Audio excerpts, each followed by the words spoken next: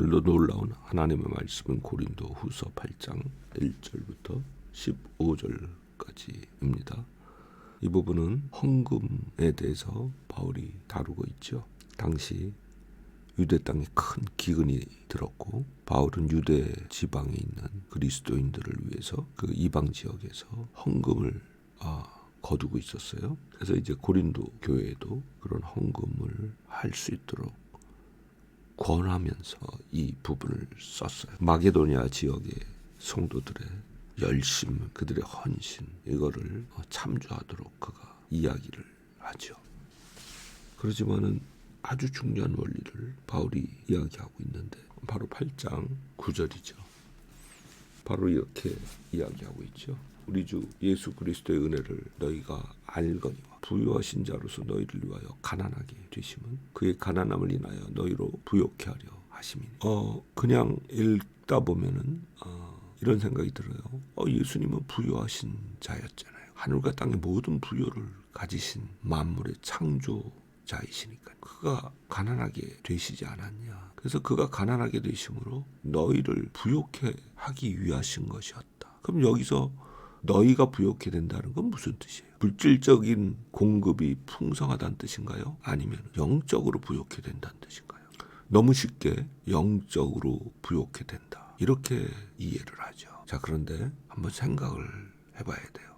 바울은 빌립보서 4장 11절에서 어떤 상황에서든지 자족하기를 배웠다, 이렇게 이야기하고 있어요. 자족한다라는 게 만족한다, 냉수 마시고도 이빨을 쑤실 수 있다, 그런 식으로 이해를 하지만 실제로는 그런 뜻이 아니에요. 어떤 상황에 처하든지, 어려움에 처하든지, 경제적인 궁핍에 처하든지 필요한 것을 공급받으며 살아갈 수 있다, 나는 그런 존재다, 그런 걸 배웠다, 그런 뜻이에요. 조지 뮬러라는 독일인 목사님이 영국에서 고아원을 운영을 했어요. 어떤 사람에게도 손 벌리지 아니하고 오로지 기도만 해서 엄청난 기금을 모았고 고아원을 운영했죠. 그래서 조지 뮬러 하면 기도의 사람, 그렇게 알려져 있죠.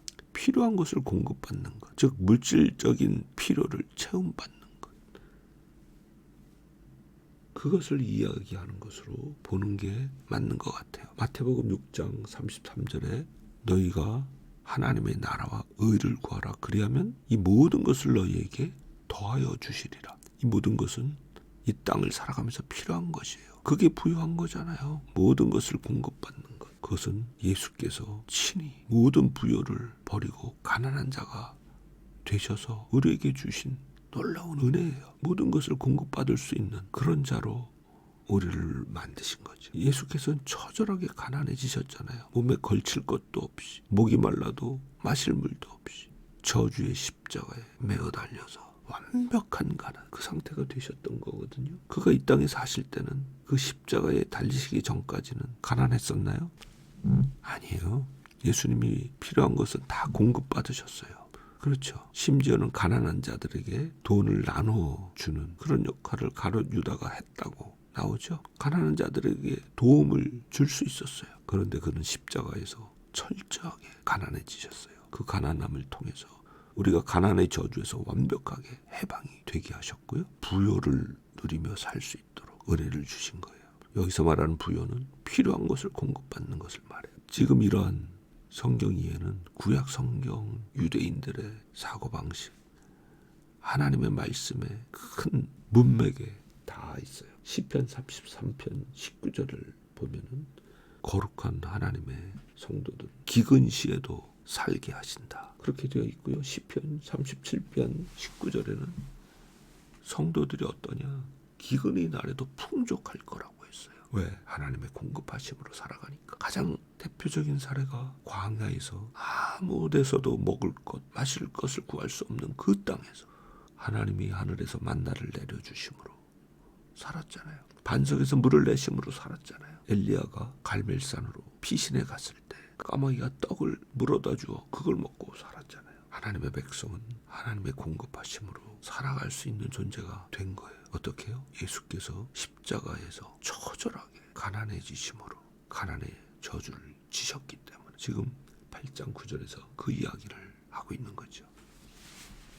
그래서 너희가 부욕해 하려 하신 주의 은혜를 따라서 이 땅에서 공급받으면서 살아가는 자가 되었으니 너희의 남는 것으로 어려움에 처한 유대 땅의 성도들을 위하여 헌금하는 게 마땅하지 않느냐? 바울이 그 이야기하는 거예요. 우리도 마찬가지죠. 주께서 공급하심으로 오늘 우리가 풍성하게 누리며 살고 있잖아요. 가진 것에 남는 것을 필요한 성도들에게 그리고 복음의 사역에 드리는 것, 이것은 우리 자신에게도 매우 유익한 거예요. 10절에 그렇게 이야기하잖아요. 이 일에 내가 뜻만 보이노니 이것은 너희에게 유익함이라. 뜻만 보여요. 나머지는 너희가 결단할 일이라는 거예요. 너희가 결정할 일이라는 거예요. 그런데 중요한 것이 무엇이냐? 12절에 보면 할 마음만 있으면 있는 대로 받으실 터이요 없는 것을 받지 아니하시리라. 줄 수 있는 것, 가지고 있는 것 가운데 드리는 것이 맞지, 없는 것까지 빚을 내어서 드리는 것, 그것을 기뻐하시지는 않는다, 그런 뜻이죠. 바울은 이 헌금 이야기를 하면서도 예수 믿어 새로운 피조물 된 자의 그 신분에 따르는 하나님의 공급하심을 받는 존재다, 그거를 다시 기억나게 하면서 헌금을 권유하고 있어요. 우린 그렇게 예수 그리스도의 은혜로 부요한 가운데 초청받은 자들이에요.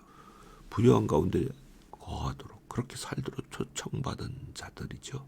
그 은혜 가운데 살며 주신 은혜 가운데 나누며 주신 은혜 가운데 일부를 띄어서 하나님을 섬기며 살아가는 삶이 될 때 그것이 우리에게 유익이 되고 큰 복이 될 줄로 믿습니다. 오늘 놀라운 믿음의 승리의 삶을 걸어가기를 간절히 바랍니다. 아멘.